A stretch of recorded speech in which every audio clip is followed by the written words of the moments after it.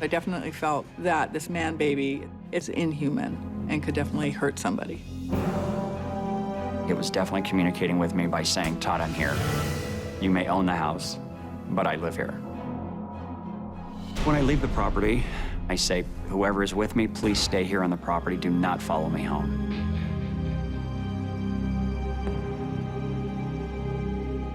My ghost story started when I had a breath of air blown on the back of my neck at the Wolfe Manor.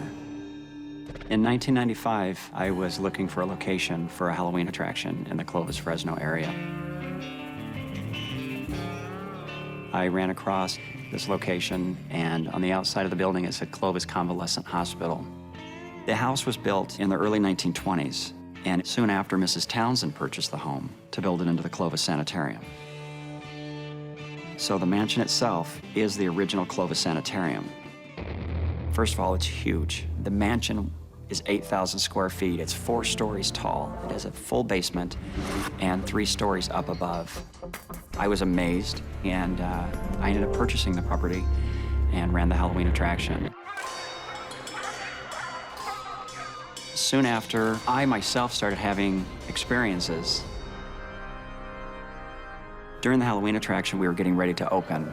That's when something came up and touched me on my lower back. I asked the gentleman that I was talking to, who was just behind me, and he said, Todd, there's nobody behind you. And I said, come on, Chad, please tell me there was someone behind me. I turned around really quickly as well. I didn't see anyone. Another major incident that happened to me is I was decorating a wall. My back was towards the doors, and out of the corner of my eye, I saw something black standing in the doorway. There was a full-figured man. I saw the legs, I saw the arms, I saw the hands, I saw the shoulders, neck, I saw the outline of the head, and it was standing in the doorway, and it just came straight up to me within just a second. I was absolutely horrified. Whoever was with me wanted me to know he was right here. I jumped, and then it was gone. Soon after, one of the cast members said she wanted to work in the house that night. We put her in this closet, and I said when guests walk by, just kind of come out of the closet a little bit and frighten the people. 20 minutes later, she found me. Her mouth was dry. I could tell she was very nervous. I pulled her off to the side, and I asked what's going on, and she said, Todd, something put their hands on my shoulders and pulled me back into that closet. At that point, I knew that something was happening in that house, and it wasn't just about me. We've heard from a lot of nurses that used to work there that there was some abuse. You can see where there would be 4 or 5 beds per room. And so you just felt like the patients were really kind of shoved up in these rooms. They knew that the patients weren't being treated very well. And actually, one nurse came in the house during a ghost tour, and she broke down. She just started telling us stories, and she was there kind of to apologize. She said, I was not nice to the patients here. So the Wolfe Manor, the Clovis Sanitarium, was a place really people came to die. I feel that there were once patients there, and they just haven't left. I met Donna Raymond when she came on a private ghost tour. As soon as I walked through the front door, I was speechless. The house looked freaky, for one thing. It was very dark.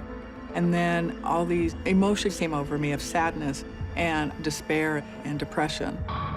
I didn't quite know what was going on. I hadn't had that before. And so we started to go through the house, and I just kept getting these emotions. Depressed, sad, confused, and I didn't know where they were coming from. At the time, I did not know she was a sensitive. I go into places and I feel energies, and it usually starts with the energy I walk into. Then I can get, whether it's a male or female, female's energy are lighter and males are much more grounded to the earth. About an hour into the investigation, we ended up on the 3rd floor. We were in a room, and to me, it was just another room in the mansion. It's the only room in the house that has furniture, and I kept getting my attention drawn to this chair. And I kept thinking, there's somebody sitting there. She said, Todd, for some reason, this entity that's in this room, it's a female, and she's right over there. She said, Todd, she's wanting me to let you know her name is Mary. And for some reason, she doesn't want you to touch any of her furniture in her bedroom. Months later, another group called me up and said, Todd, we've heard this place is haunted. We would like to come in and do an investigation. So they brought in a psychic as well, and we went into that same room, and they told me the identical story. This room is really crazy in here, and there's a female, and she has this message that you need to know that her name is Mary. I believe that Mary was one of the patients there, and for some reason she does not want to leave. Another major incident that happened to me is we just got done filming. We went back to look at the footage that we shot, and we realized there was something in Mary's bathroom. And it looks like a small child with a larger head crouched all the way over in like a fetal position. It looks exactly like a person sitting in there, like they're hiding. When I saw the picture of the spirit, I definitely felt that this man baby is something that has never been human, is inhuman, and could definitely hurt somebody. Am I a believer now? Absolutely. When people tell me that they don't believe in spirits and that this is all nonsense, I say, come to the Wolfe. It's one of the few places that is incredibly haunted, that almost everybody who goes there has an experience, whether they're touched, their hair's played with, they feel a cold spot. Almost everybody has some kind of occurrence happen at the Wolfe Manor. Would I be afraid to go to the Wolfe Manor alone at night? Absolutely.